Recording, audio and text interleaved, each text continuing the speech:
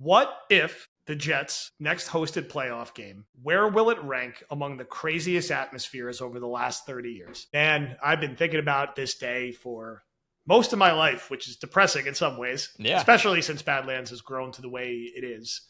It would be in the last 30 years, that's since 1995.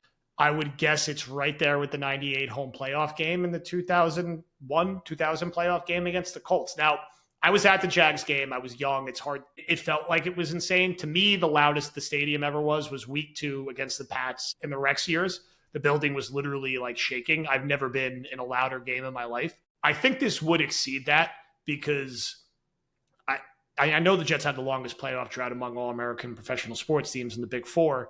I would imagine they also have the longest drought of hosting a home playoff game, or if not, it's way, way, way, way, way up there. So, I mean, let's say the Jets are playing wild card weekend and they're hosting like Saturday night at 8:00. Like I'm probably there at 4 a.m. I think I'm just living in the parking lot all day with everyone. Like I will, doesn't matter what will happen. I will be there. And I would imagine many people feel the same way because you know how infrequent they are. I could tell you when I left Jets Jags when I was 11, I didn't think that would be the last Jets home playoff game I was at. I'm 38 recording this podcast. So I think it would be absolute pandemonium at that game whenever it happens and easily have the number one spot of the past 30 years, which again, the loudest game I've been to, it was a regular season game. It was week 2, 2009 when they upset the Pats with Rex.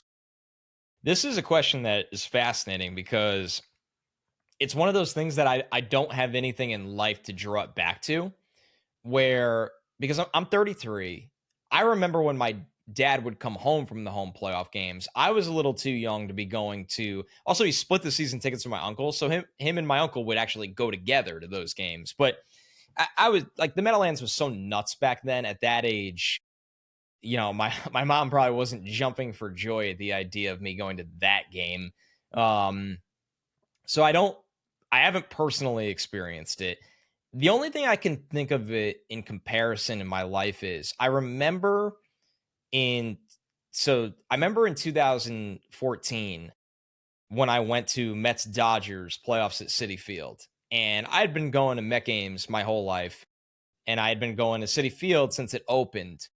But when I walked in, and this was after Chase Utley broke Ruben Tejada's leg, so the atmosphere was very intense from New Yorkers. But I remember when I walked in and I was walking through it, like to get to my section, I was like, I didn't know this building could be like this. I just never knew it could be like this.